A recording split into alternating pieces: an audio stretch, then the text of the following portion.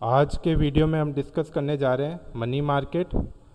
Money market एक ऐसा market है जो अपने पार्टिसिपेंट्स के लिए फाइनेंस की फैसिलिटी प्रोवाइड करवाते हैं, और जो फैसिलिटीज़ होती है वो शॉर्ट टर्म नेचर की होती है। और मनी मार्केट के जो प्लेयर्स होते हैं या पार्टिसिपेंट्स होते हैं वो बड़े बड़े प्लेयर्स होते हैं, जिसमें मेनली आपके बैंकिंग इंस्टीट्यूट्स और बड़े बड़े कॉरपोरेट हाउस होते हैं, जिनकी शॉर्ट टर्म फाइनेंस की नीड के लिए मनी मार्केट होता है। और जो लॉन्ग टर्म फाइनेंस की नीड होती है वो तो जैसे कैपिटल नेचर की जो फाइनेंस की नीड होती है उसके लिए कैपिटल मार्केट होता है। Capital market means share market होता है, उस पर भी हम आगे वीडियो बनाएंगे। तो जो लॉन्ग टर्म की रिक्वायरमेंट होती है फाइनेंस की, उसके लिए तो शेयर मार्केट होते हैं, यानी शेयर मार्केट और कैपिटल मार्केट दोनों एक ही है। और जो शॉर्ट टर्म नीड होती है, चाहे वो एक दिन के लिए हो, एक रात के लिए हो, या मैक्सिमम 1 ईयर तक के लिए, तो ऐसी जो शॉर्ट टर्म नीड रहती है उसके लिए मनी मार्केट रहता है। और मनी मार्केट में जो ट्रांजैक्शन होते हैं वो बहुत ही हेवी अमाउंट्स के होते हैं। तो ये मेनली बड़े बड़े कॉरपोरेट हाउस और बैंकिंग इंस्टीट्यूट्स के लिए होती है, जिनकी इमरजेंसी नीड होती है 1 नाइट के लिए, या फिर उनको कुछ बैंक आरबीआई के जो रेगुलेशन होते हैं उनको फॉलो करने के लिए नीड होती है, या कोई भी शॉर्ट टर्म अर्जेंसी होती है तो उसको पूरी करने के लिए अर्जेंसी को ये मनी मार्केट है वो फाइनेंस की फैसिलिटी अवेलेबल करवाता है। और किसी बैंकिंग इंस्टीट्यूशन या बड़े कॉरपोरेट हाउस के पास अगर सरप्लस है, फंड का सरप्लस है, तो उसके लिए भी बोरोवर मिल जाते हैं। तो मनी मार्केट ऐसा प्लेस है जो डिमांड और सप्लाई पे चलता है। डिमांड करते हैं उनकी भी डिमांड पूरी होती है, और जिनके पास फंड का सरप्लस होता है वो भी उसको बोरोवर मिल जाते हैं। तो इसकी मनी मार्केट को हम कॉन्सेप्ट को समझते हैं, रीड करते हैं।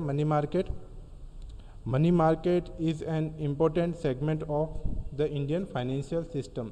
जो पूरा फाइनेंशियल सिस्टम है इंडिया, उसमें मनी मार्केट शॉर्ट टर्म के लिए बहुत इंपॉर्टेंट है। आरबीआई जो होती है, अगर लोगों से पैसा कम या ज़्यादा करना है, यानी मार्केट में लिक्विडिटी को इन्फ्लुएंस करना है, तो ये क्या करेंगे, बड़ी बड़े प्लेयर्स के ऊपर बैंकिंग इंस्टीट्यूशन और बड़े कॉरपोरेट हाउस से पैसे को या जो मनी रहेगा उसको फ्लो को कम या ज़्यादा करेंगे, तो अल्टीमेटली मार्केट के ऊपर अपने आप इफेक्ट पड़ जाएगा, अपने आप लोगों से इम्पैक्ट पड़ेगा लोगों के पास भी, क्योंकि लोगों अपनी फाइनेंस की नीड के लिए इन बैंकिंग इंस्टीट्यूशन के पास जाते हैं। और अगर आरबीआई इन पे इम्पैक्ट करेगी तो इनडायरेक्टली हमारे पे भी इम्पैक्ट आ ही जाएगा। तो पूरे इम्पोर्टेंट रोल रखता है ये फाइनेंशियल सिस्टम में। आगे रीड करते हैं। The money market is the palace or mechanism where short term instrument that mature in a year or earlier are traded. तो इसके अंदर कौन से इंस्ट्रूमेंट होते हैं जो शॉर्ट टर्म नेचर के होते हैं, जो 1 साल या उससे कम अवधि के लिए लेते हैं, और ये वो एक दिन के लिए भी हो सकते हैं। The money market does not deal in cash or money but in financial instrument or asset such as treasury bill, trade bill, promissory note etcetera. तो यहाँ पे कैश में ट्रांजैक्शन नहीं होते हैं, जो सारे ट्रांजैक्शन होते हैं वो इनके इंस्ट्रूमेंट्स होते हैं, वो नियर कैश होते हैं, मतलब उनकी लिक्विडिटी बहुत ज़्यादा होती है और उनको कभी भी कैश में कन्वर्ट किया जा सकता है बिना किसी ज़्यादा मतलब एक्सपेंसेस के या नुकसान के, लॉस के, उनको कैश में कन्वर्ट किया जा सकता है। तो ऐसा मार्केट होता है जो शॉर्ट टर्म का होता है और जिसमें बड़े बड़े ट्रांजैक्शन करते हैं, और इसके अंदर प्लेयर भी बड़े बड़े होते हैं। इंडिविजुअल्स इन मनी मार्केट से इफेक्टेड होते हैं क्योंकि इंडिविजुअल्स अपनी फाइनेंस नीड के लिए कहाँ जाते हैं, बैंकिंग इंस्टीट्यूशन के पास, और बैंकिंग इंस्टीट्यूशन मनी मार्केट के अंदर एक इम्पोर्टेंट रोल प्ले करते हैं, और सबसे बड़े प्लेयर वही होते हैं मनी मार्केट के। डेफिनेशन है मनी मार्केट की, ये आरबीआई के अकॉर्डिंग डेफिनेशन है। The centre for dealing mainly of short term character in monetary assets, its meet the short term equipment of borrower and provide liquidity or cash to lender. It is the place where short-term surplus investable funds at the disposal of the financial and other institution and individual and also by the government.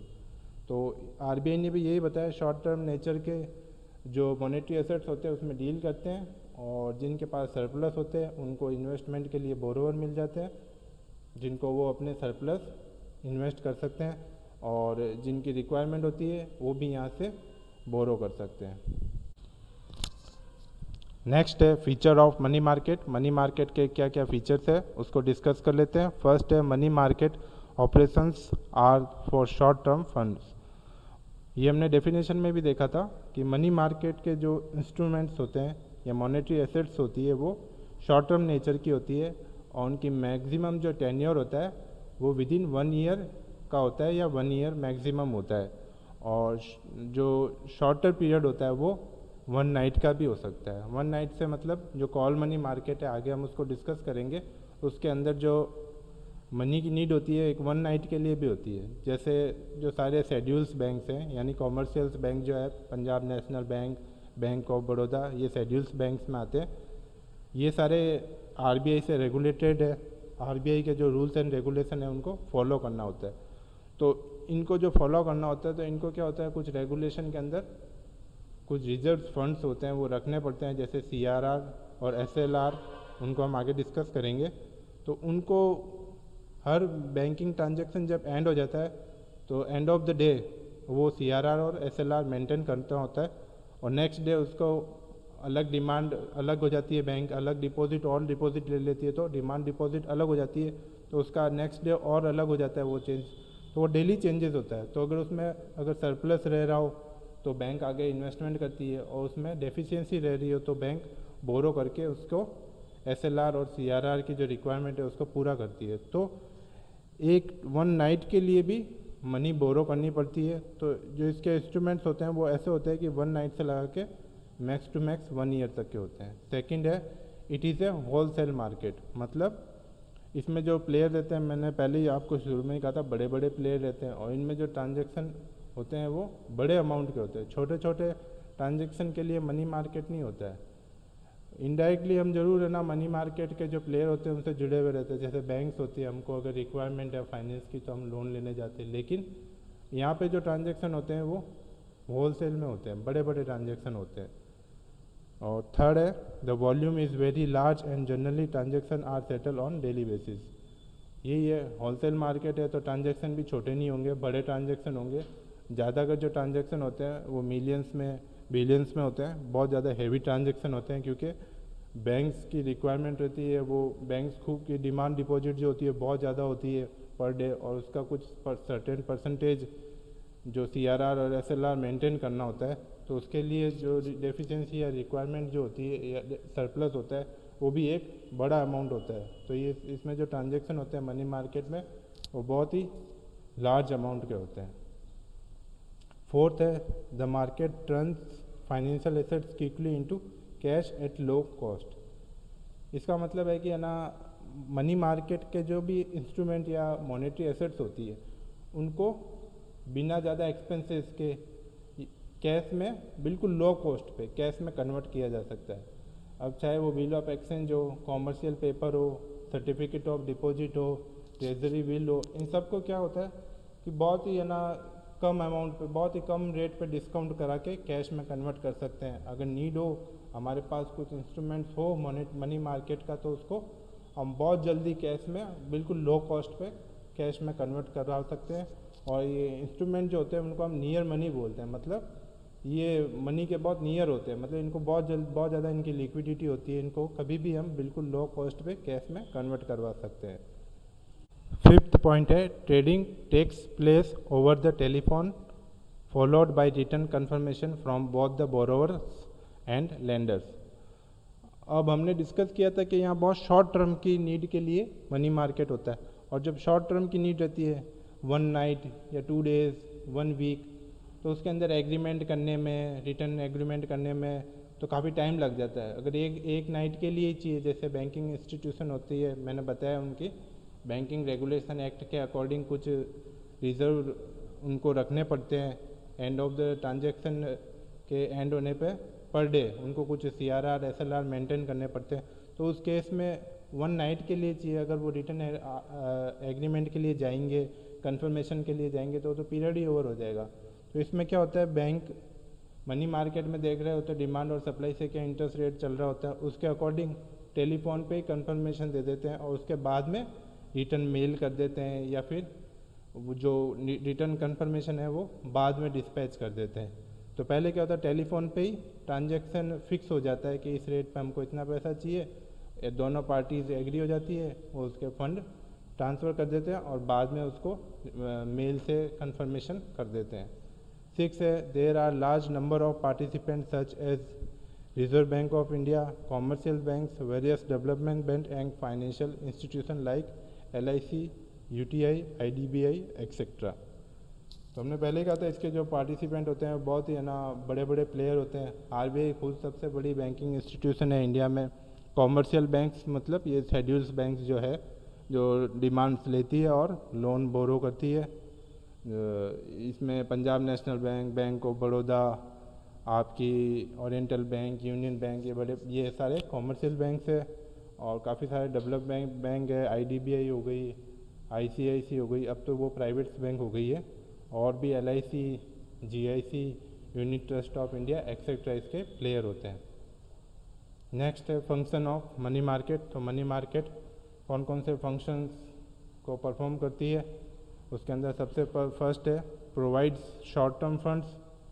ये भी repetition ही है एक तरीके से functions भी, क्योंकि हमने features में पढ़ लिया है। तो शॉर्ट टर्म्स नीड के लिए 1 नाइट से लगा के 1 year max to max short term funds provide करवाती है। सेकंड है provide opportunity to use surplus funds.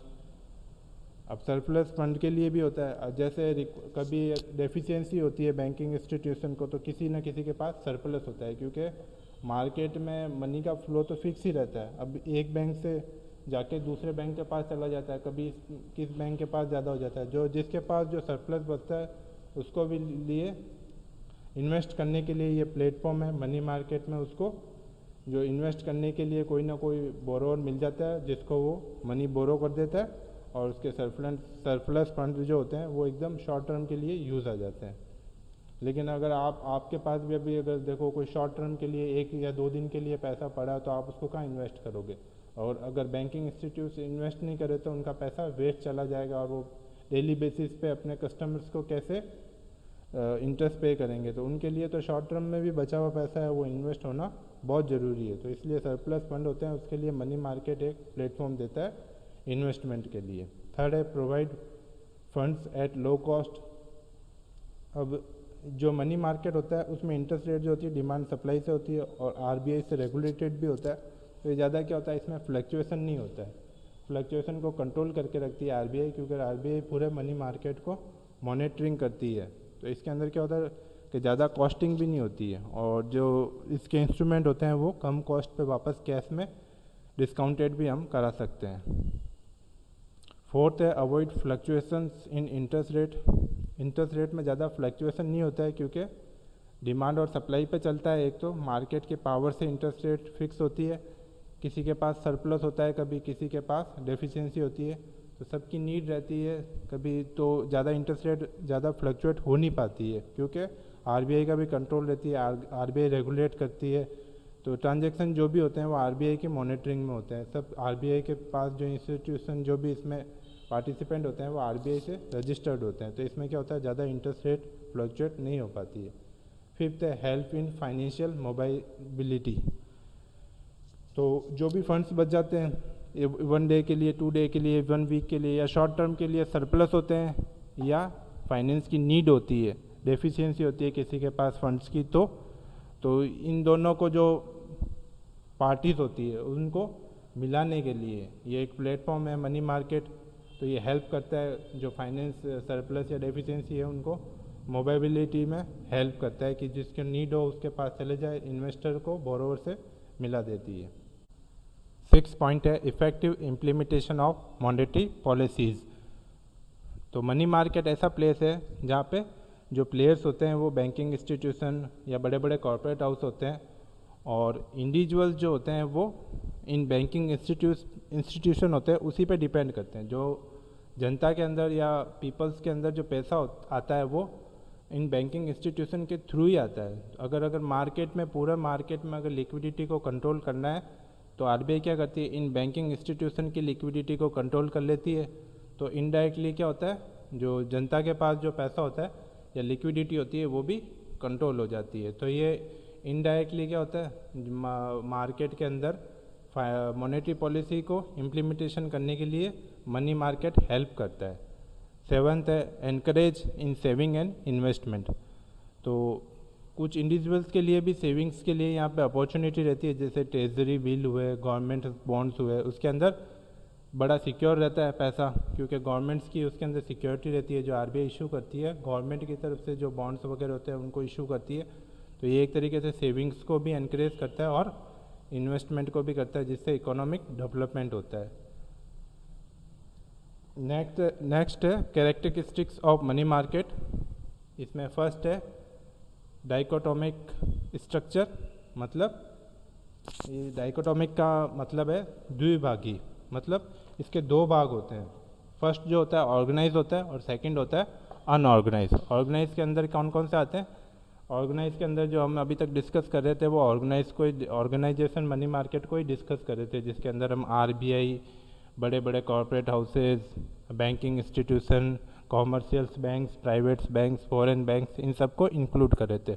और सेकंड जो अनऑर्गेनाइज है, उसमें आपने देखा होगा गाँवों के अंदर या विलेज के अंदर जो पुअर पीपल होते हैं उनको बैंकिंग फैसिलिटीज़ प्रोवाइड करने के लिए देसी साहूकार, मनी लेंडर्स जिनको बोलते हैं वो होते हैं, या इंडिजीनियस बैंकर्स होते हैं जो रेगुलेट नहीं होते हैं आरबीआई के थ्रू, और इनकी इंटरेस्ट रेट्स बहुत ज़्यादा हाई होती है। और इसके अलावा भी जो देखा होगा ना आपने, सिटीज़ में जो डेली कलेक्शन करने के लिए एजेंट्स फिरते रहते हैं, जिनको हम बोलते हैं ब्याज बटे का काम बोलते हैं, तो ये क्या करते हैं, ये आरबीआई से रेगुलेटेड नहीं है, ये कहीं पे भी रजिस्टर्ड नहीं है, ये सिर्फ ना बिना अनऑर्गेनाइज है, ये लोगों की जहाँ से बिना सिक्योरिटीज़ पे लोन देते हैं, इनकी इंटरेस्ट रेट्स बहुत ज़्यादा हाई होती है। तो दो है मनी मार्केट इंडिया में, एक तो ऑर्गेनाइज है जो आरबीआई का, जिसमें एक रजिस्टर्ड है संस्था है, जो भी इंस्टीट्यूशन आरबीआई के पास रजिस्टर्ड है वो ऑर्गेनाइज है, और जो अनऑर्गेनाइज है वो कहीं पे भी रजिस्टर्ड नहीं है, और जिसके अंदर ये जो आते हैं मनी लेंडर्स वगैरह आते हैं। सेकंड है सीजनलिटी। सीजनलिटी के अंदर है कि मनी मार्केट के अंदर कुछ सीजन्स आते हैं, जैसे इंडिया में क्या है, इंडिया एग्रीकल्चर कंट्रीज़ है, तो उसके अंदर क्या होता है, जब क्रॉप्स का टाइम होता है तो क्या होता है, बैंक्स को आगे लैंडिंग करने के लिए ज़्यादा मनी की नीड होती है, तो उस टाइम क्या होता है, मनी की ज़्यादा नीड होती है, तो वो आरबीआई वगैरह से ज़्यादा मनी की डिमांड करते हैं। तो और जब सीजन नहीं होता है एग्रीकल्चर का, तब मनी की नीड कम होती है। तो season two season money market के अंदर मनी की नीड कम या और ज़्यादा होती रहती है। थर्ड है मल्टीपल ऑफ इंटरेस्ट रेट।